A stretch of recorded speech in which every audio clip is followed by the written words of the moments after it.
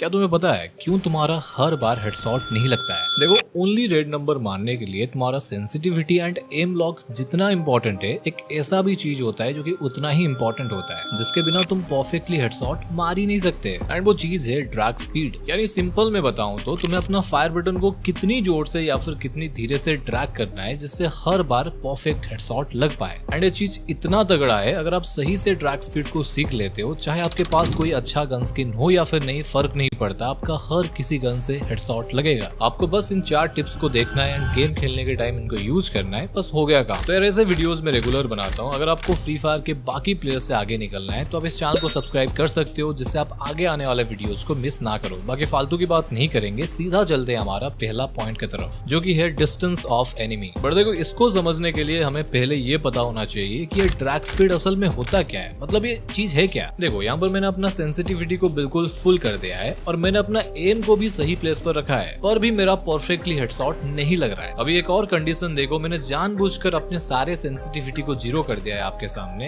And मेरा M भी बिल्कुल सेम जगह पर है जैसे पहले था। अभी देखो, 0 सेंसिटिविटी पर भी मेरा हेडशॉट लग रहा है। यकीन नहीं हो रहा है तो देख लो यार। अब मैं कोई जादूगर तो नहीं हूँ, तो एक करिश्मा मैंने किया कैसे? देखो सिंपल है, जब भी मैंने अपना सेंसिटिविटी को कम किया तभी मैंने अपना ड्रैग करने का स्पीड को बढ़ा दिया, जिससे मेरा हेडशॉट लग गया। अब ये कोई बड़ी बात नहीं है, तुम भी ये वीडियो को पूरा देखने के बाद आराम से ये चीज कर सकते हो। अच्छा, तो हेडशॉट मारने के लिए हमें सेंसिटिविटी का कोई जरूरत ही नहीं है बबुआ।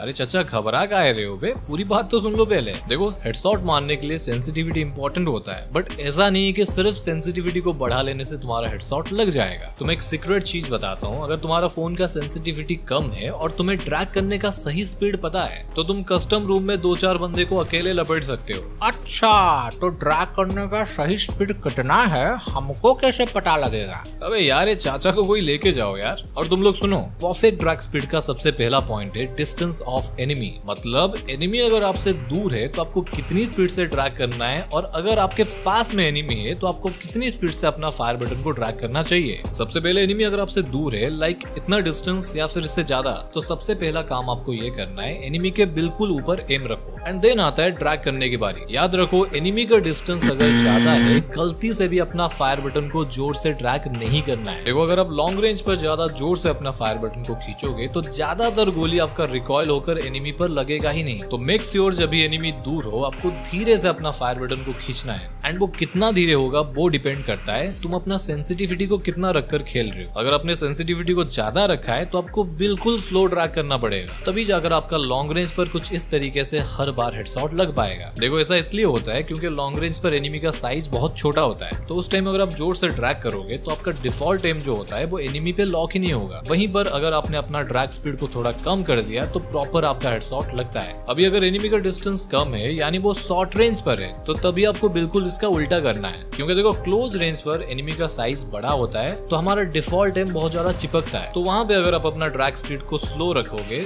तो काम नहीं बनेगा। शॉर्ट रेंज वाली एनिमी को मारने के लिए हमेशा अपना ड्रैग स्पीड को ज्यादा रखना है, यानी अपना फायर बटन को जोर से ड्रैग करना पड़ता है। Okay, point number 2, gun type. यानी आप किस टाइप का गन यूज करते हो, स्प्रे गन या फिर वन टैप गन, उसके ऊपर भी ड्रैग स्पीड डिपेंड करता है। देखो, ज्यादातर स्प्रे वाली गन जो होते हैं, लाइक यूएमपी, MP40 या फिर AR में AK हो गया, स्कार हो गया, इन जैसी गन्स का रेट ऑफ फायर ज्यादा होता है, इसलिए आपने नोटिस किया होगा इनसे इजी हेडशॉट भी लग जाता है। पर बाकी जो वन टैप गन होते हैं, लाइक डेजर्ट, वुडपिकर, SVD, M10, इनका रेट ऑफ फायर कंपैरेटिवली कम होता है। अरे बेटा, ये सब हमें क्यों बता रहा है? अरे चाचा, तुम फिर आगे बता रहा हूँ यार। देखो, अगर आप कोई स्प्रे वाली गन को यूज कर रहे हो, जैसे कि यूएमपी को पकड़ लो, तो तभी ड्रैग करने के टाइम तुम्हें इतनी जोर से ड्रैग नहीं करना है, क्योंकि यूएमपी एक स्प्रे गन है एंड उसका रेट ऑफ फायर पहले से ही ज्यादा होता है। तुम अगर और ज्यादा अपना फायर बटन को खींचोगे, तुम्हें क्या लगता है ज्यादा हेडशॉट लगेगा? नहीं लगेगा भाई। तो सिंपल याद रखना, अगर तुम ऐसे गन को चला रहे हो जिसका रेट ऑफ फायर ज्यादा है, तो तुम्हें अपना ड्रैग स्पीड को कम रखना है, जिससे तुम्हारा हेडशॉट ज्यादा लग पाएगा। और बाकी ऑब्वियस बात है, तुम्हें शॉर्ट रेंज और लॉन्ग रेंज वाइज अपना ड्रैग स्पीड को थोड़ा कम या फिर ज्यादा करना है। बट अगर तुम ऐसी गन को यूज कर रहे हो जिसका रेट ऑफ फायर पहले से कम होता है, जो कि ज्यादातर वन टैप गन होते हैं, तो उसको ड्रैग करने का स्पीड अलग होना चाहिए। लाइक देखो, अगर तुम वुडपेकर चला रहे हो तो वहां पर तुम्हें स्प्रे गन के मुकाबले थोड़ा सा ज्यादा ड्रैग करना पड़ता है, एंड यहाँ पर भी वही same short range and long range वाली रूल अप्लाई होता है। पर उसके बीच में अपना डिवाइस को इग्नोर मत करना। अगर तुम्हारा फोन ही लैग करेगा तो ये सारे टिप्स एंड ट्रिक्स कोई काम का ही नहीं। देखो, सबसे पहली बात, अपने फोन के हिसाब से गेम के सारे सेटिंग को करो, like sensitivity, sensitivity, graphic setting, इनको तुम्हें अपना डिवाइस के हिसाब से ही रखना है। अभी मेरे पास S24 Ultra है जिसमें मैं सारे सेटिंग हाई रखता हूँ क्योंकि डिवाइस उतना पावरफुल है, ये लैग नहीं करता और उतना हीट भी नहीं होता है। अगर तुम्हारे पास एक ऐसा डिवाइस है जो कि हाई ग्राफिक्स में चल सकता है तभी आप सारे सेटिंग को हाई रख के खेलो, नहीं तो हमेशा आपको स्टैंडर्ड या फिर स्मूथ ग्राफिक्स में खेलना है। और एक बोनस टिप, गेम खेलने के टाइम अपना फोन कवर को निकाल कर गेम खेलो, उससे तुम्हारा फोन बहुत कम हीट होता है। Okay, number 3, drag type.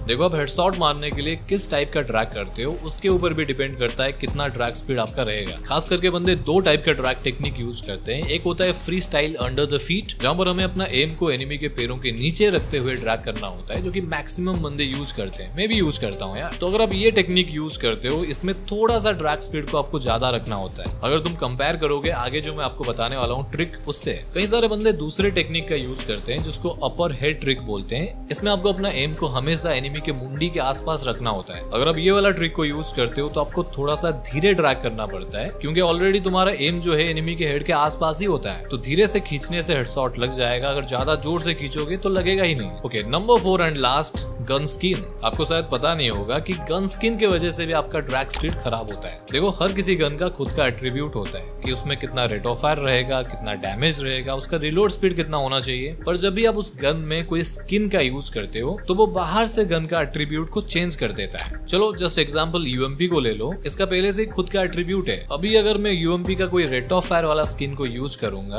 अभी होगा ये कि मेरा बाहर से रेट ऑफ फायर ज्यादा बढ़ जाएगा। एंड अगर मैं डैमेज वाली गन स्किन को यूज करता हूं तो रेट ऑफ फायर तो उतना ही रहेगा, बस डैमेज ही ज्यादा बढ़ेगा। तो यहाँ पे मैं ये बोल रहा हूँ, मेरा कहने का मतलब ये है, अगर आप कोई बिना रेट ऑफ फायर वाले गन स्किन का यूज कर रहे हो तो तुम्हें अपना फायर बटन को थोड़ा जोर से ड्रैग करना पड़ेगा प्रॉपर हेडशॉट मारने के लिए, क्योंकि यहाँ तुम्हें कोई एक्सटर्नली रेट ऑफ फायर नहीं मिल रहा है। तो उसको पूरा करने के लिए हमें अपना ड्रैग स्पीड को बढ़ाना पड़ेगा। बट अगर तुम rate of fire gun skin का यूज कर रहे हो तो तुम्हें कंपैरेटिवली अपना ड्रैग स्पीड को थोड़ा कम रखना होगा, जिससे तुम्हारा हेडशॉट भी लगे और तुम्हारा गन रिकॉइल भी ना हो। तो आई होप आपको पता लग गया होगा कि ड्रैग स्पीड कितना ज्यादा इंपॉर्टेंट है।